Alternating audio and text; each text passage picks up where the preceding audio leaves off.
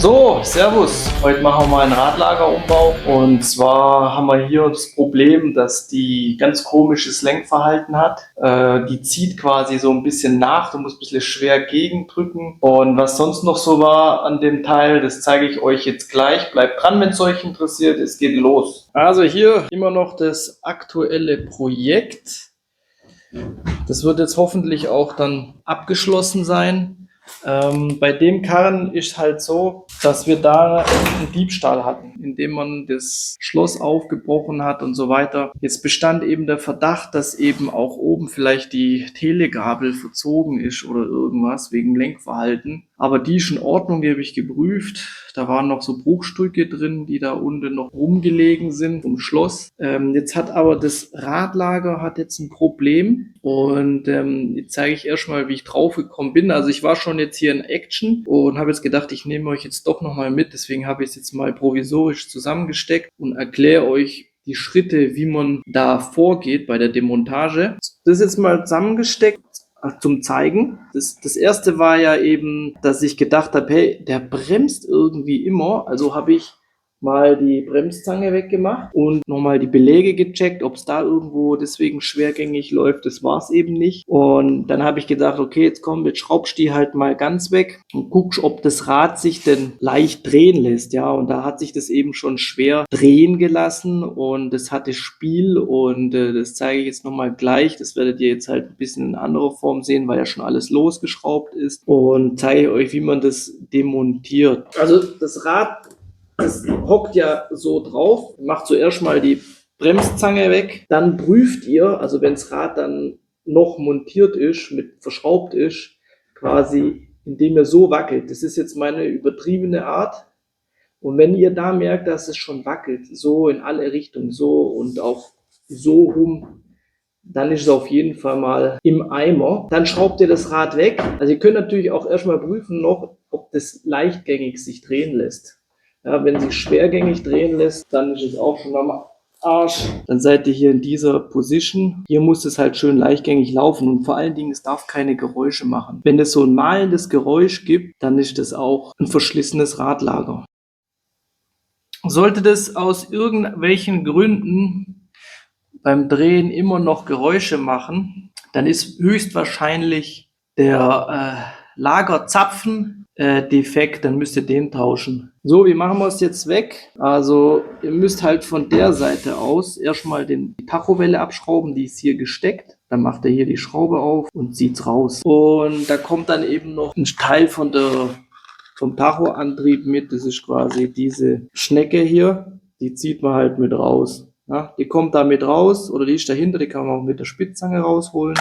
Also hier ist jetzt die Mama drauf und eben diese Sicherungskappe. Na, also da ist ein Splint drin, zieht man raus den Splint und macht die Kappe hier weg und dann dreht man die Schraube raus oder Mutter raus und dann befindet man sich jetzt genau in dieser Situation und jetzt nimmt man für gewöhnlich einen Abzieher und fährt dann hier rein, hier hinten und da und zieht einfach die ganze Radnabe mit Radlager ab. Kann natürlich auch mit beherzten Prellschlägen von hinten, aber ja nicht auf die Scheibe, das in Bewegung setzen. Aber mit dem Abzieher ist es richtig. Ja? Also dann geht es eigentlich schon runter. Und hier ist der Zapfen. Hier gucken, dass da ja nichts blau ist oder so. Sonst ist der nämlich auch am Eimer. Jetzt haben wir diese Radnabe in sich schon mal. Hier läuft eben die Schnecke hier drauf, die ich vorher gezeigt habe. Oder mit.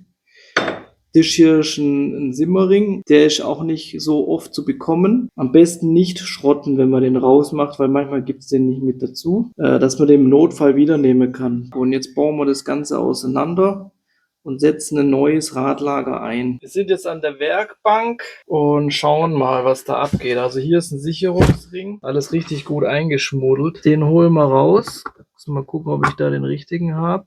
Ja. Genau. Also da nehmt ihr dann einen neuen Sicherungsring. Sicher ist sicher. Ich nehme den alten, ihr nehmt einen neuen. So, dann haben wir hier das Radlager. Das sieht jetzt mal so aus da drin. Und hier ist jetzt das neue. Und hier fehlt jetzt eben schon dieser Wellen, oder ich nenne es jetzt Wellendichtring oder diese Dichtstaubkappe oder wie auch immer. Das ist das neue Nadellager. Da hat es nämlich hinten noch ein Nadellager dran.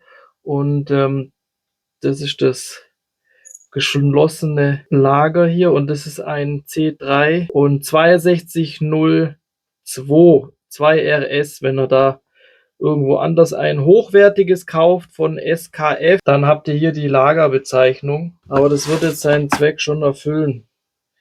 Ist ja auch kein Rennwagen. Und so sieht es von hinten aus. Braucht man Lagerabzieher, um das Innenlager da rauszuholen. Jetzt muss ich mal gucken, was bei mir rumliegt. Jetzt muss ich mal schauen, was ich da so habe. Der ist zu klein, der ist zu groß. Noch der da, Hanna, der ist grenzwertig. So, jetzt habe ich hier nochmal einen. Gucken, ob der ist, passt auch nicht. Ja? Also alle geilen Sachen, die findet ihr bei mir auch im Shop als Link, den könnt ihr dann verfolgen. Gute Produkte, wo ich mit zufrieden bin. Werkzeug findet ihr bei mir im Shop oder unten im Videolink. Wir müssen es jetzt halt anders lösen und zwar hauen wir das halt jetzt durch. Und in dem Fall müssen wir das Ganze erwärmen. Ihr könnt es natürlich auch stumpf raushauen, aber wenn ihr Pech habt, dann macht ihr den Lagersitz kaputt und das Lager, das dreht sich nach innen, der Außenring des Lagers dreht sich nach in der Radnabe und dann war das Ganze für den Arsch. Dann macht es lieber so, aber ich sehe es jetzt am Fett, ob es schon Temperatur kriegt, ne? Das Ganze. Ich hau es jetzt hier von hinten durch.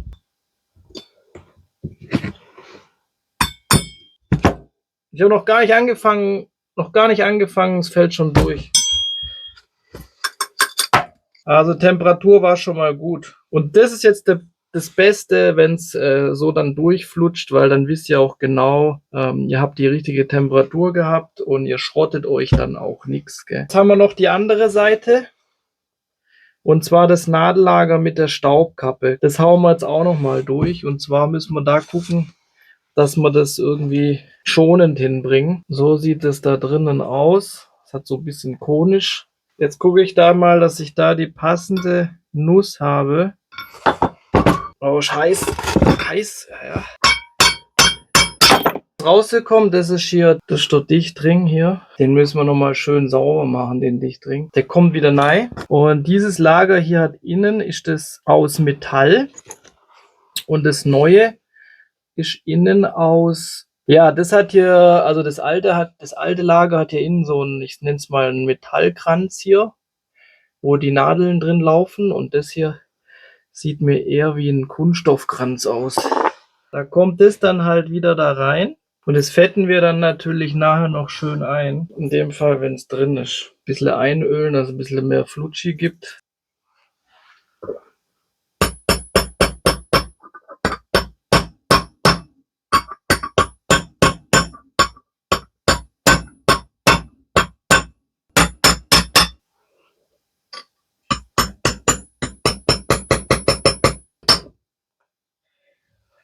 Genau, dass der wieder schön abschließt hinten, fette ich das schon mal ein. Schön einfetten das Ganze. Und am besten ihr legt die Lager vorher schon mal einen Tag ins Gefrierfach. Und dann könnt ihr die einbauen. Ne? Jetzt zum Beispiel bei dem Lager hier, da werde ich jetzt nochmal hier erhitzen. Dann zeige ich euch, wie man das auch machen könnt. Also ihr erhitzt den Lagersitz. Und wenn ihr keine Zeit habt, wie ich jetzt gerade, dann nehmt ihr das Lager. Und dann nimmt er Kältespray und lasst es hier schon mal gefrieren. Das hilft beim Einbau enorm. Ach ja, und macht das woanders, weil das Zeug, das hält sich ziemlich lang in der Luft und es brennt wie Hölle.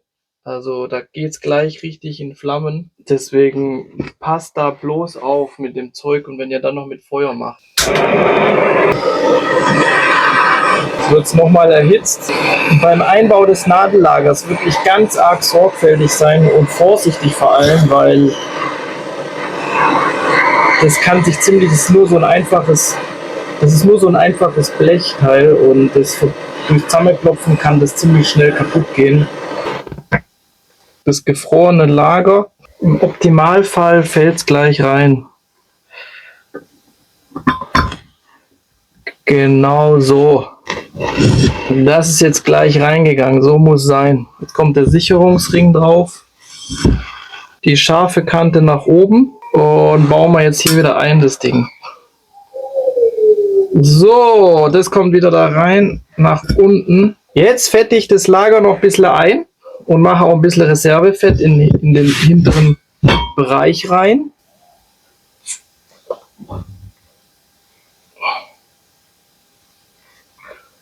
Ein ziemlich gutes Fett, bin ich sehr zufrieden. Allzweckfett, gutes Preis-Leistungs-Verhältnis.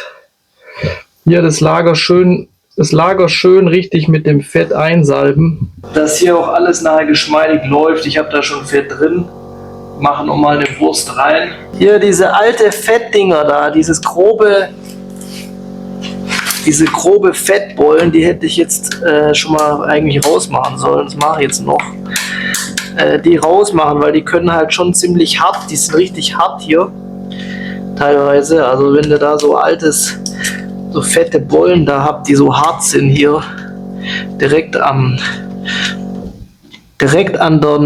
Zapfen, macht die weg, sonst schrottet ihr euch gleich wieder das Nadellager oder irgendwas. Und auch, dass das nachher richtig hinten reingeht, richtig hinten, wenn ihr das verschraubt, dass das sauber hinten anliegt.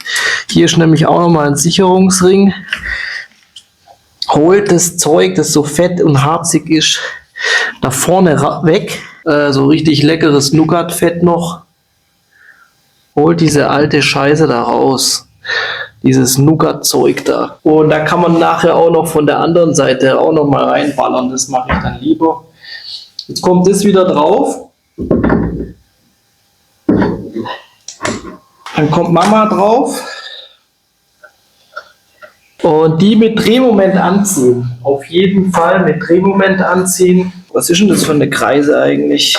Genau, also ich nehme jetzt hier einen Drehmomentschlüssel und ziehe den mal an hier.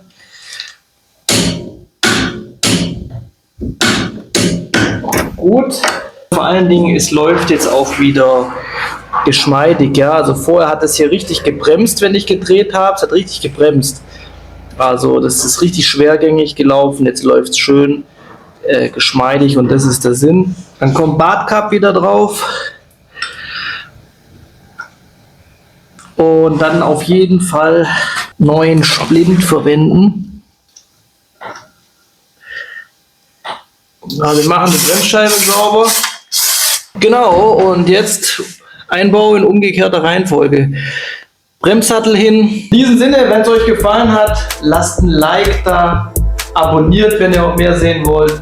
Und wenn es euch langweilig ist, dann schaut mal in die Playlist rein. Da gibt es auch geile Sachen. Wir sehen uns. Ciao.